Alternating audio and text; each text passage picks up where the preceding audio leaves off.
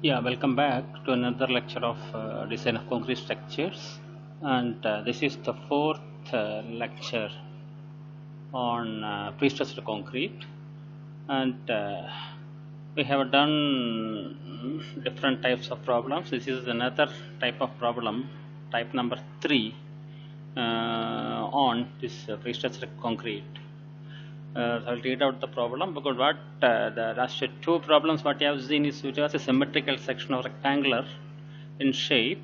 Here it is going to be an I section, uh, and here is asked to find out the fiber stresses on top and bottom. I mean the working stage in the working stage. Here, let us read the problem. A pre-stressed concrete beam is in the form of an I section as shown in the figure. The span of the beam is 20 meters. It carries carries a superimposed load of 20 kilonewton per meter. It has 6 tendons, each having 3 wires of 5 mm diameter. The initial pre-compressing stress in the cable is 1200 Newton per millimeter square.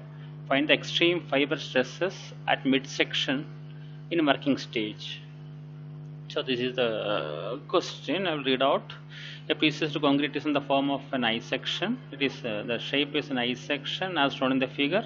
Span of the beam is 20 meters. So L is equal to 20 meter. Yeah. It carries a superimposed load of 20 kilonewton per meter.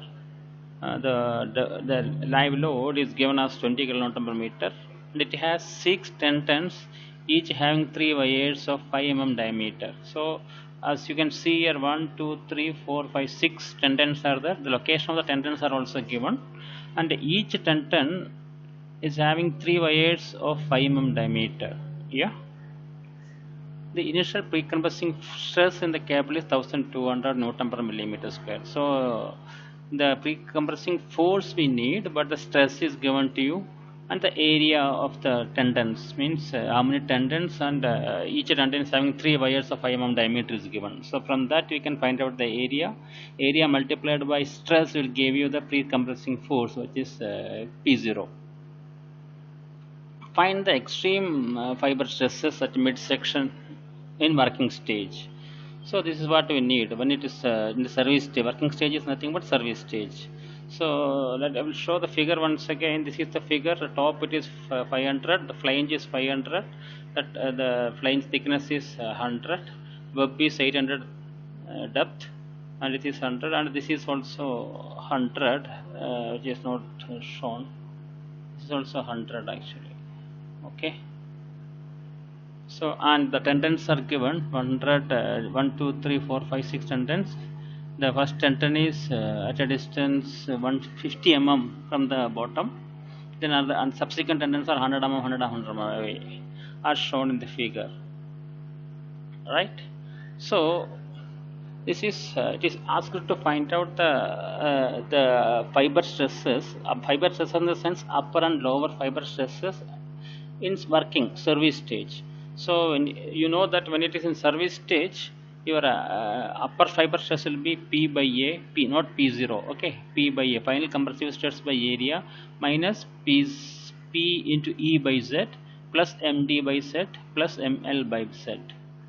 Similarly, sigma lower is P by A plus PE by Z minus MD by Z minus ML by Z. So how we are getting minus positive and all you know very well, because this negative, because all our tendons are below the neutral axis, so it will try to bend up only, I mean bend up. So top tension, bottom negative compression, that is why it is negative coming here, and a live load will try to bend the beam down, so that is the reason top positive, top compression positive. Okay. So that is so these things you should remember here, because all our tendons are below the neutral axis, so it should be E should be below the neutral axis. Okay. So that is the reason it is bending up. So tension at top. Okay. And since and otherwise we can write this like this way also, because we know that P final compressive force is nothing but mu into P0 initial compressive force. Mu is 1 minus losses. Okay, here the only thing we should remember here it is the losses are not given to you here.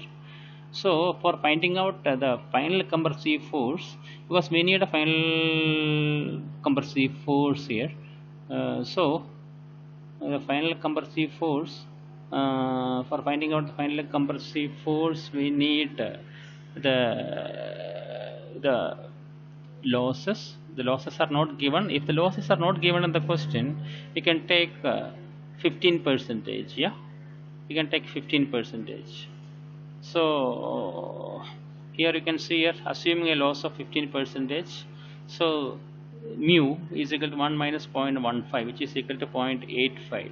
So therefore meaning is that final compressive force is equal to 0.85 into P0, that is 360.4 into so you will get 0.85 into P0. P0 we can calculate like this, because initial compressive force is nothing but stress into area of steel, area of tendons. Area of tendons we know 1, 2, 3, 4, 5, 6.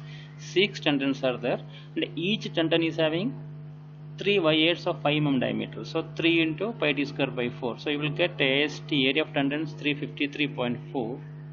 Therefore, pre-compressive force, initial pre-compressive force P0 is stress into area. Stress is already given in the question. It's 1200. Yet it is given as 1200. So you will get initial compressive force 424. Once you got initial compressive force, final compressive force is nothing but 0.85 into P0. So 360.4 10 to the power 4 Newton you will get. Okay. So now coming to another part. So this is what our formula, P by A minus PE by Z plus MD by Z plus ML by Z. So P we found out, area we can find out. Area is nothing but area of the wall section. So if I divide into 3 parts, first rectangle, second rectangle and third rectangle. So we can find out area is 500, area of the first rectangle, second rectangle, third rectangle. Total area you will get 180 in 10 to the power 3. Yeah. So next is we need to find out, so P you got it, area you got it. So P into E into Z. So let us find out the Z first. Z is equal to, we know that Z is equal to I by Y. I is nothing but that moment of inertia of this section, I section, and Y is nothing but from the neutral axis or CG to the extreme fiber. That distance is Y. Okay, so here for us the Y is total is 100 plus 800 plus 100 divided by 2, so 500. So from here it is 500, that is the Y. So from top also it is 500, that is the Y. Okay, so for finding out I, because previous case it was rectangular section, so it was, we could have found out, we found out is BDQ by 12. So in this case it is not rectangle, it is an I section. So we need to find out I. Since this is not rectangle, we cannot use BDQ by 12 formula here. We need to use the parallel axis theorem for finding out I. Parallel axis theorem says that Ixx is equal to Igg plus Ay square. Igg is nothing but moment of inertia of the which part you are taking, that moment of inertia of that part are about its own axis, that is BDQ by 12. So you can see here, I can write like this, Igg plus Ay square. So since we have 3 parts here, 1, 2 and 3, I can write total Ixx is equal to Igg1 plus A1 Y1 square plus Igg2 plus A2 Y2 square plus Igg3 plus A3 Y3 square. Yeah. And Igg is nothing but Ixx in moment of inertia of the individual section about its own axis, meaning all are rectangle here, so it is BDQ by 12. Okay, suppose I want to find out the Igg of this one, so 500, B is 500, D is 100, 500 and 100 cube by 12. And Y is nothing but small y, this y1, y2, y is nothing but distance between center of gravity of the individual section and CG of the wall section. Since it is a symmetrical section, what do you mean by symmetrical? If I cut the x-axis And if I cut a y-axis, both will be same mirror image actually. If I cut here, it will be half and this will be exactly the ditto mirror image. Same way here also, if I cut in y-axis, x-axis, it will be the same ditto. So if that is the case, then your CG will be passing through the center of the section. Since this figure is symmetrical to x and y axis, our center of gravity will be the center portion, meaning from 500 mm from the bottom. Okay, so the y is nothing but the distance between the CG of the complete section and CG of the individual section. So the meaning is that if I take the first section, the CG of the first section is center, this is rectangle. Rectangle CG will be passing through the center. Okay, and CG of the whole section is here. So this distance is called y1. Similarly, when I say y2, the CG of the second section, rectangle is at the center. CG of the whole section is also at the center. So y2 will be 0 here actually.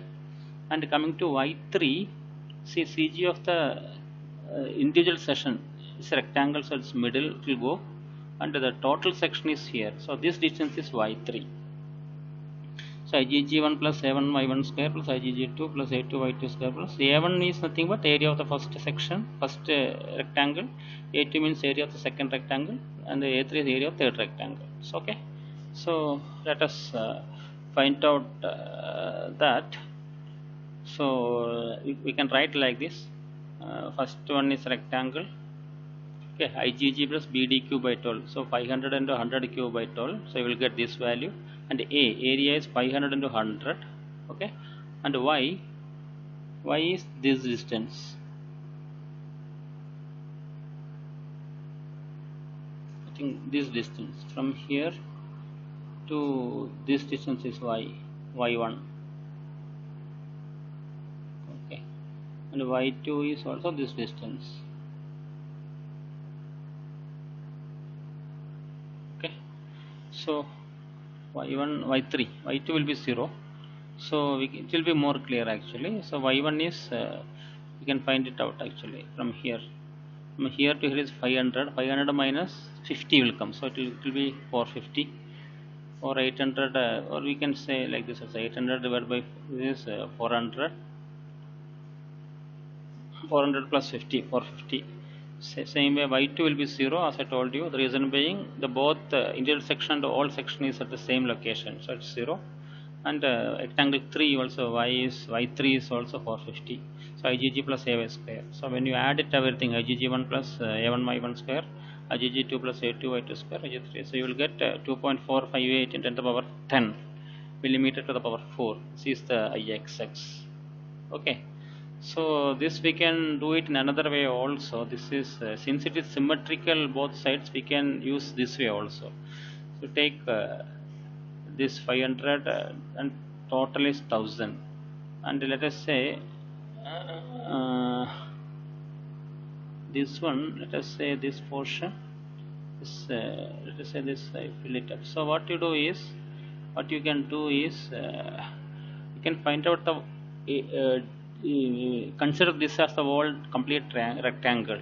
So it will be BD cube by 12, and this small portion, the green color, that's a void area, so that you can deduct it from, sir. The moment of inertia of the green color portion, the voids, that is 2 are there, so 2 into BD cube by 12. So this will give you the same answer. Okay, so 2.458 into the power 10. Okay, so since it is both axis, it is symmetrical, we can use this also. If it is not symmetrical to both axes, then you will have to do this parallel axis theorem. Okay, so once you got IXX, you can find out Z. Z is nothing but I by Y. So Y already found out is 500. So Z is equal to, you will get this value. The next is your so P, you got it. The next is your, okay, coming to E, we will come to that later stage. Let us find out MD by Z. So for finding out MD is nothing but moment due to your dead load actually. So WD into L square by 8, that is the moment. So we need to find out WD. WD is nothing but area and unit weight of concrete. Area meaning area of we already found out the area, complete area. It is somewhere here. it is 180 into 10 to the power 3. So total area into 25 is unit weight of concrete, so you will get 25 kilonewton per meter. So once you got WD, you can find out MD, which is nothing but WD L square by 8. All values are known to you. L is nothing but the span. So 45 into 20 square by 8 will give you 225 kilonewton meter. And coming to WL, in the question it is given the superimposed load is 20. So 20 into 20 square by 8. So we will get 1000 kilonewton meter. So everything we got it except E. So E is nothing but we found out all other parameters except eccentricity. Eccentricity is nothing but the meaning of eccentricity is the distance between the center of gravity of the tendons and center of gravity of the complete section. So these distance, let us say the CG of the complete section is this one, that it is passing through the center because it's a symmetrical to x and y axis. And the CG of the tendon, let us say this is the CG of the tendon, that we need to find it out. So this distance is called eccentricity. So how do we find out CG of the tendon? That is that we are going to do it here. So our CG is like, tendons are like this: 1, 2, 3, 4, 5, 6. Okay, the first 3 tendons are at a distance 50 mm from the bottom. Then next tendon is 100 mm, next tendon is 100, next tendon is 100. Okay, and let us say for the easy calculation purpose, let us think that the tendon area of each tendon is A like that. Okay, and let us say the CG of the tendon is at a distance y bar from the bottom.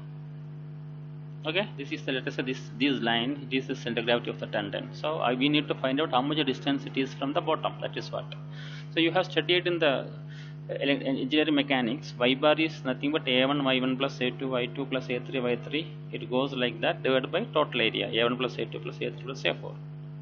For us here 1, 2, 3, 4 tendons, 6 tendons are there, but the 3 tendons are the same layer, same location.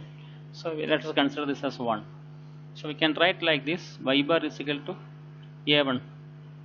All these 3 have considered 1. So A plus 3A. 3A into y1. y1 means from the bottom of the the section to the center of gravity of the tendons. So this is already given, it's y1. Similarly y2 is from the bottom to CG of the second tendon. This is 150 is given, or we can calculate. And the third tendon CG and bottom is y3, which is 250, and fourth tendon and CG, it is to the bottom, and CG, it is y4 is 350. Substituting this one, 3A into 150 plus A into y2 150 plus A into 250 y3 plus A into 350 divided by total area A plus A plus A plus A plus 6A. So you will get y is equal to 150 m, y bar, not y, it is y bar. Y bar is equal to 150 mm. This is 150 mm. Okay, so your eccentricity is nothing but y bar is CG of the complete section is 500 mm from here. So in the previous section figure I told you, this is distance between CG of the tendon and CG of the wall section. That distance E will be 500 minus 150 will be 350 mm. Okay, once you got 350, then you can find out at transfer and at service. In the question it is asked only in the service, but we will do for transfer also. At transfer it is sigma u is equal to P0A minus P0E by Z plus MD by Z. Here the live load will not come at all. So substituting all these things, P0 A E Z MT So you will get upper fiber stress is equal to 58.43, lower it is 18.96, and at service stage in addition to this ML by Z will come. Remember here it is final compressive force. Okay, here it is initial compressive force. Okay, 424. Here it is 360 because of the losses. So again substituting the same things, you will get these values. Top you will get 19.28 and bottom it is 20.33. So the stress diagram will look like this, and here also it is this. Okay, so I think that's all. Hope this problem is clear to you. Thank you very much.